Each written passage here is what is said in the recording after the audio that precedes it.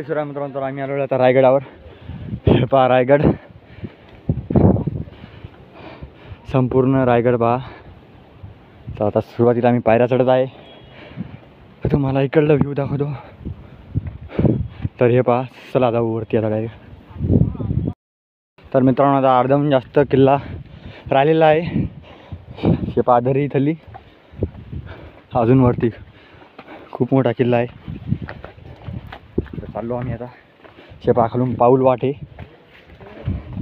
तर चला वर. तर मित्रांनो आता अर्धा किल्ला आम्ही चढलेला आहे. वर पाहू शकता तुम्ही. तर हे पहा आमचे विजय भाऊ. तर पहिली इथं हॉटेल आलेली आहे. तर चला मग. अरे भावा किती राहिला अजून किल्ल्यावर? भाऊ काय सांगत नाही हो. चला मग आता इथं मित्रांनो वॉटरफॉल आले आहे खूप सुंदर. आमचे मित्रमंडळ आता फोटो काढत आहे. चला मग आम्ही पण जातो फोटो काढायला. वरून बघा कसा धबधबा आलेला आहे इथे. शेपा इथं फोटोशूट चालू आहे. तर खाली बघू शकता तुम्ही धबधबा. वर पण बघा. तर चला आता अजून वर खूप मोठा बाकी. धुई पहा किती आहे वर. सगळं असं धुईनं झाकून गेलेलं आहे. आणि इकडं पहा किती आहे अजून. अर्धा पाऊण तास लागत आहे असं म्हणत आहेत ते. तर चला मग आता. हे बघा सगळीकडे असं पांढरा शिपत झालेलं आहे. वरती गड पण दिसत नाही आहे. तर चला मग. तो यहाँ पे रास्ता आप देख सकते हो. यहाँ पे ऊपर वाटरफॉल है. तो चलो मैं आपको वाटरफॉल दिखाता हूँ.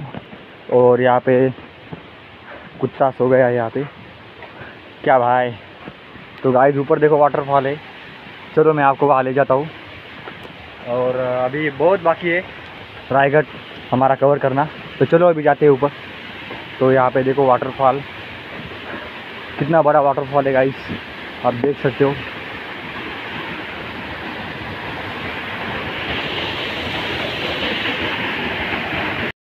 हे पाच उद्धार लागलेलं आहे तिथे.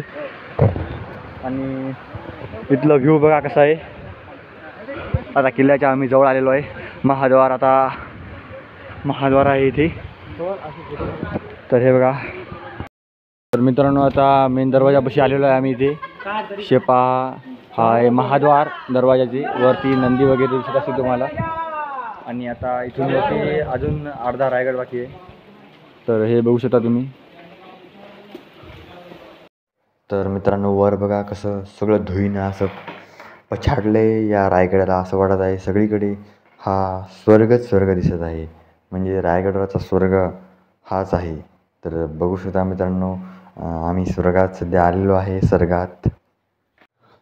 तर मित्रांनो याला म्हणतात वैकुंठातील स्वर्ग. इकडं बघू शकता तुम्ही स्वर्गापेक्षा कमी नाही आहे आपला रायगड. वैकुंठातील स्वर्ग आहे हा. खूप वेगाने ती वारे वाहत आहेत सगळीकडे. म्हणजे अशी दरी. आणि ही दरी जी समोरची आहे ती दिसत पण नाही आहे. म्हणजे एकदम असं थंडगार वारं आणि थोडा थोडा पाऊस पण येत आहे. आणि इकडं बघू शकता तुम्ही समोर रस्ता आहे. तर मित्रांनो आता रायगडावर आलेलो आहे आम्ही. आणि आता गाईड लावलेला आहे. तर चला आपल्याला आता गाईड आपल्याला जराशी माहिती देणार आहेत. तर चला मग आता आपले गाईड पुढे गेलेले आहेत. आणि आमचे अध्यक्ष मागे राहिलेले आहेत. तर आता आम्ही चाललो आहे किल्ला बघायला संपूर्ण. तर आपल्याला गाईड सांगतील तसं तसं आपण जाऊ. चला मग आता. तर मित्रांनो आता कच्च्या रस्त्याने आता आम्ही चाललेलो आहे. पायऱ्याचा रस्ता संपलेला आहे कारण आम्ही गडावर आलेलो आहे. तर चला आता गाईड सांगतील तसं आपण इन्स्ट्रक्शन फॉलो करू आणि रायगड फिरू.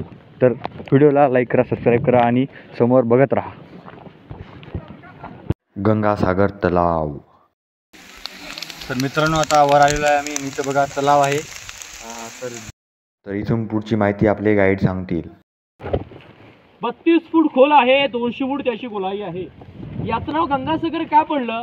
आपल्या राजांचा राज्याभिषेक कोणी केला माहिती आहे? गागा भट्टाने.